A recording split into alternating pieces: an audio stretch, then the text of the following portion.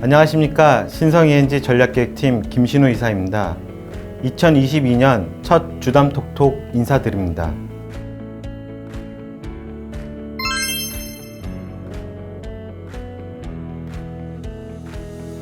오늘은 지난 1분기 동안 있었던 신성ENG의 주요 소식들에 대해서 정리하면서 관련하여 산업의 최근 동향에 대해서도 설명드리고자 합니다. 1분기 실적 등은 현재 결산 중에 있으므로 이사회의 최종 보고 및 승인 이후에 별도 실적 공시로 안내해 드리고 분기 보고서 제출일에 맞춰서 온라인 IR을 통해 상세하게 설명해 드리도록 하겠습니다. 오늘 말씀드리는 내용과 관련하여서 궁금하신 사항들은 IR 페이지 Q&A 항목에 남겨주시면 저희 담당자들이 가능한 신속하게 답변 드리도록 하겠습니다. 먼저 신성ENG 1분기 주요 소식을 말씀드리겠습니다.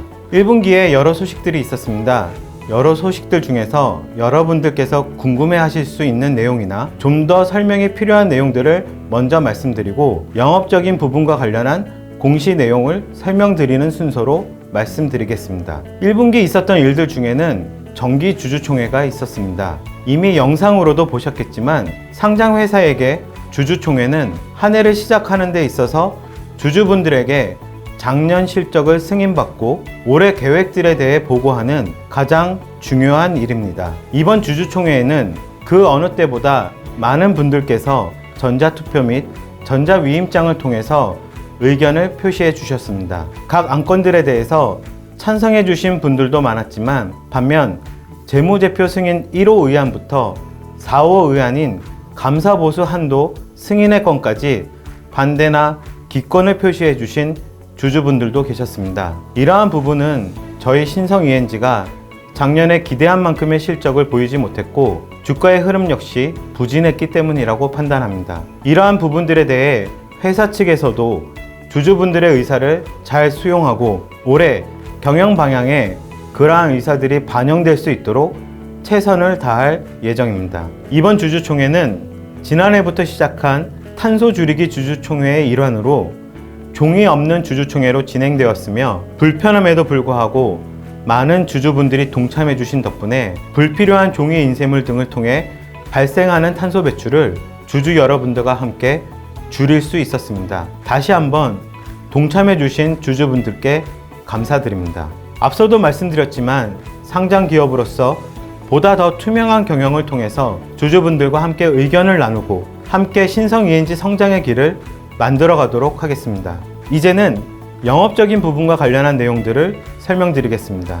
1분기에 여러 공시들을 진행했습니다.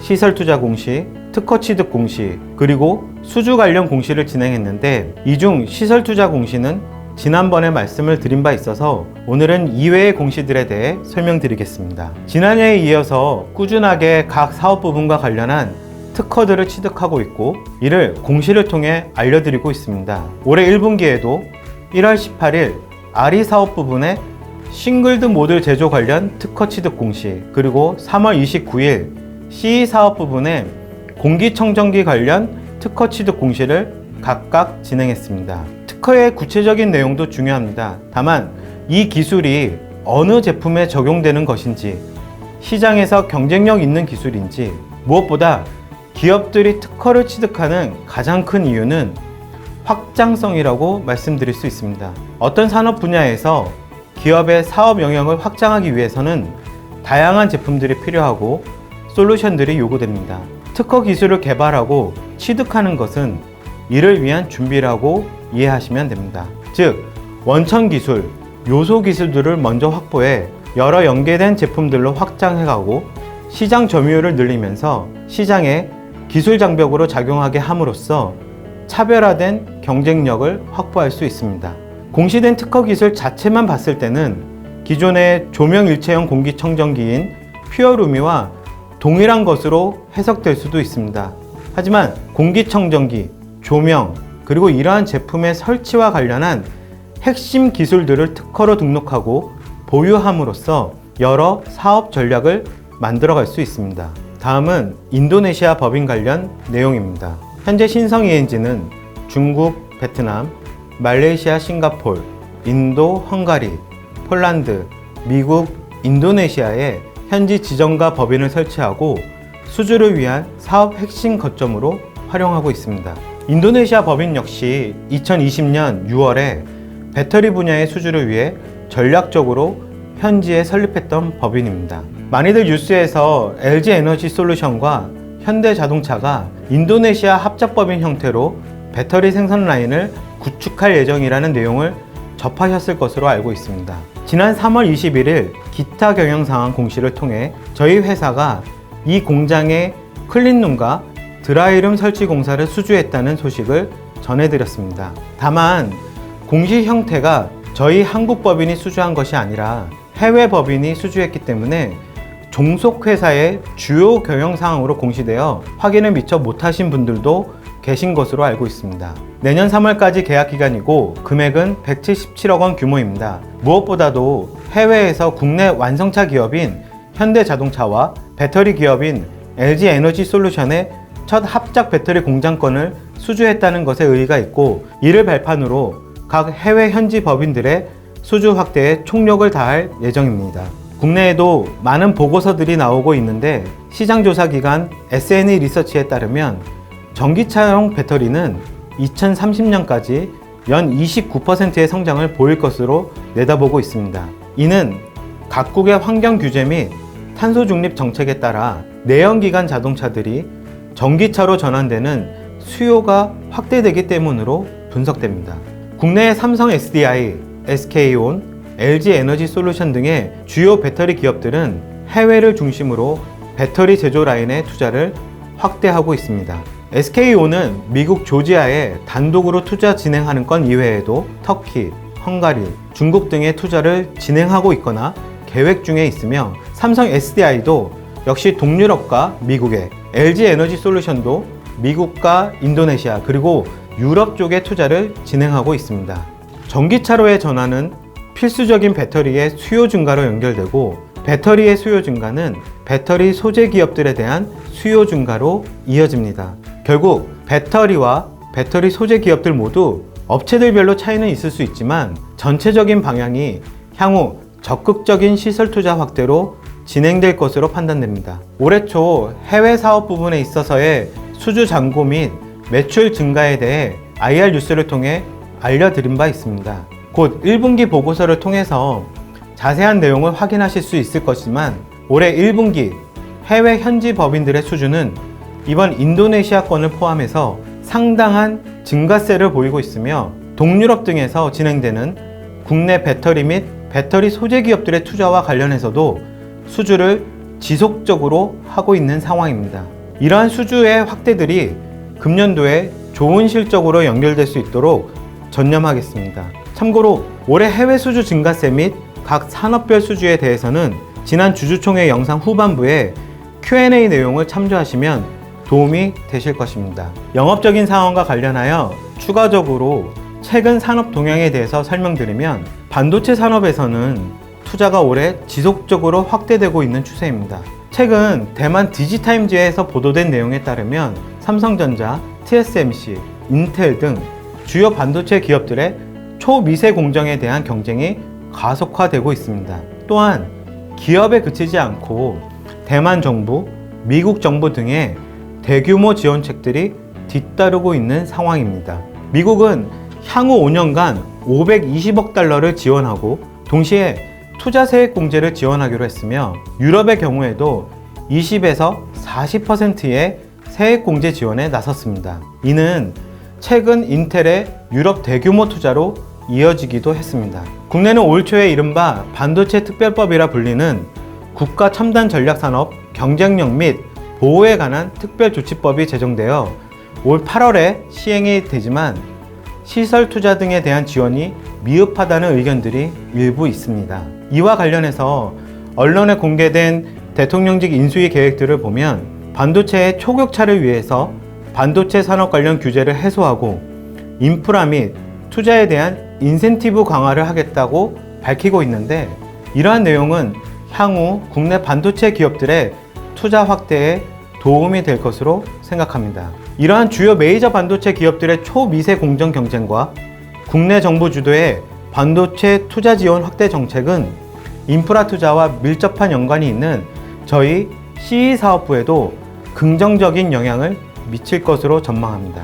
더군다나 최근에는 공정 수율에 영향을 미치는 폐 환경 조성에 대한 부분이 매우 중요해지면서 저희 신성 ENG의 파티클 제어 기술을 비롯한 공기 흐름 제어 기술들의 적용 장비들의 투입이 증가할 것으로 전망합니다. 또한 디스플레이 분야에 있어서도 LCD에서 OLED로 전환이 가속화되고 있고 LG 디스플레이, 삼성 디스플레이 등 주요 국내 디스플레이 기업들의 투자가 시작되고 있습니다.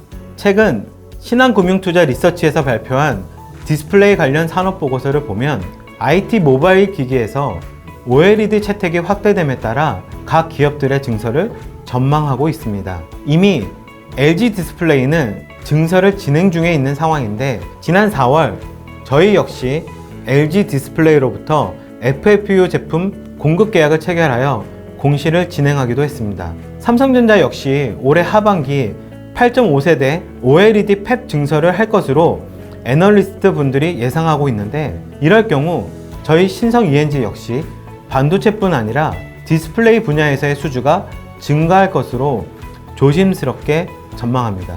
마지막으로 공시 설명을 드리면서 CE 사업 부분 설명을 드렸는데 RE 사업 부분과 관련한 태양광 시장 설명을 드리도록 하겠습니다. 태양광 주요 소재들 가격을 보면 폴리실리콘 가격은 3월에 킬로그램당 33.9불로 작년 동월 대비 166% 상승을 한 상황이고 여전히 높은 수준의 가격을 형성하고 있습니다. 다만 작년 말 킬로그램당 37불에 대비해서는 소폭 하락을 하고 있습니다. 최근 KB증권에서 발표한 관련 보고서를 보면 올해 폴리실리콘 공급 물량은 중국 기준으로만 봐도 2021년 대비 최대 1.5배 증가할 것으로 전망하고 있습니다. 이는 곧 폴리실리콘 가격이 하반기 정도에는 고점 대비 하향하는 추세로 전환될 것이라 해석할 수 있습니다. 글로벌 폴리실리콘 수요가 72.7만 톤으로 추정할 때 올해 2분기에는 공급 가능 물량이 이를 넘어설 것으로 전망하고 있어 모듈과 같은 완제품을 제조 납품하는 입장에서는 원재료 가격의 안정성을 확보할 수 있을 것으로 기대하고 있습니다. 저희 RE 사업부의 주력 제품인 태양광 모듈의 경우에는 작년 동월 대비 20% 가격이 상승한 상황입니다.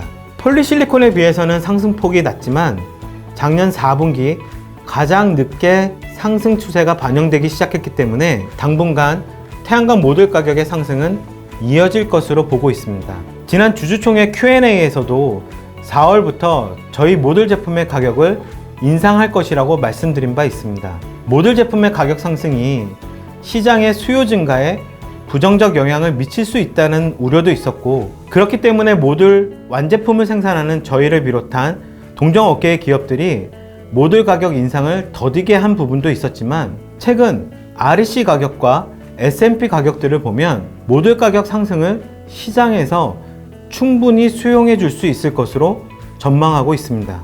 태양광 산업에서 최종 소비자인 발전 사업자의 경우 국내 기준으로 S&P와 REC 판매 가격을 통해 수익을 올립니다. 우크라이나 사태를 비롯해 국제 원자재 및 에너지 이슈로 인해 S&P 가격이 급등하였고 이에 따라 REC 가격도 강세를 보이고 있습니다.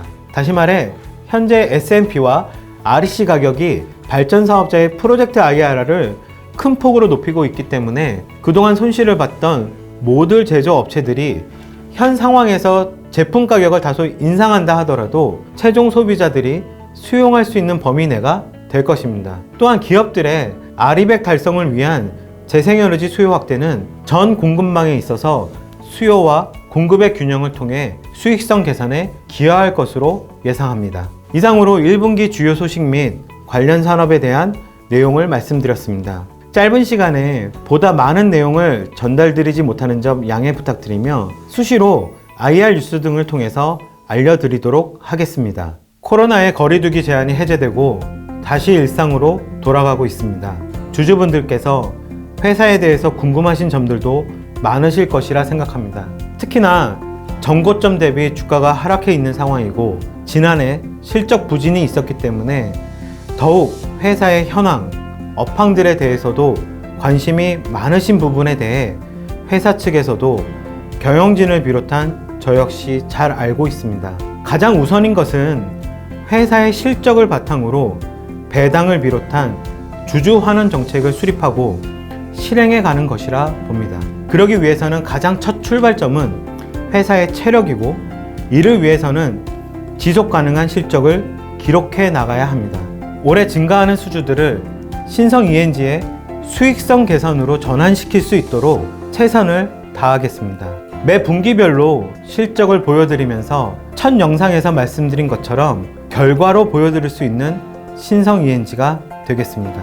또한 궁금하신 사항들에 대해서 회사에서 지금보다 더 적극적으로 주주분들과 소통하도록 하겠습니다. 지난해 저희가 공시했던 내용 중에서 상장 공시를 제외하고 총 공시 건수는 74건입니다. 수주 시에 의무 공시 사항이 아니더라도 자율적으로 의미가 있는 내용들을 공시를 통해서 진행했고, 분기별로 IR도 진행하고, 주요 사항들에 대해서는 투자 판단에 대한 공시로 진행해서 주주분들에게 회사의 내용들을 투명하게 알리기 위해 노력해 왔습니다. 해외 투자자분들을 위해서 20건 이상의 영문 공시를 진행해서 국내 및 해외 투자자분들 모두에게 회사의 영업 현황을 전달해 왔습니다. 올해는 좀 더 적극적으로 해외 법인들의 내용들을 비롯해서 회사의 현황과 미래에 대해서 좀 더 이해하시고 공감하실 수 있도록 자료를 만들고 공시를 진행하겠습니다. 아직은 조심스럽지만 코로나 거리두기 제한이 풀린 상황에서 주주분들을 한자리에 모시고 분기별로 경영 상황을 직접 만나 설명드리고, 궁금하신 점들에 대해서 직접 설명드릴 수 있는 자리를 마련해 보도록 하겠습니다. 동시에 풀가동으로 여유가 없긴 하지만 용인 스마트 팩토리와 각 제조사업장에 주주분들, 언론, 기관 투자자분들을 초대하고 직접 현장을 눈으로 보고 설명을 들을 수 있는 자리를 마련하도록 하겠습니다. 이제 2분기도 중반을 향해 달려가고 있고, 올해도 상반기 마지막을 향해 가고 있습니다. 부족함에 대해 주주 여러분들의 작은 의견이라도 소중하게 귀담아 듣고 채워나가고 함께 성장해 나가는 신성 ENG가 되도록 2분기도 하반기에도 전력을 다하겠습니다. 1분기 실적 발표 후 IR 때 다시 인사드리겠습니다. 항상 감사드립니다.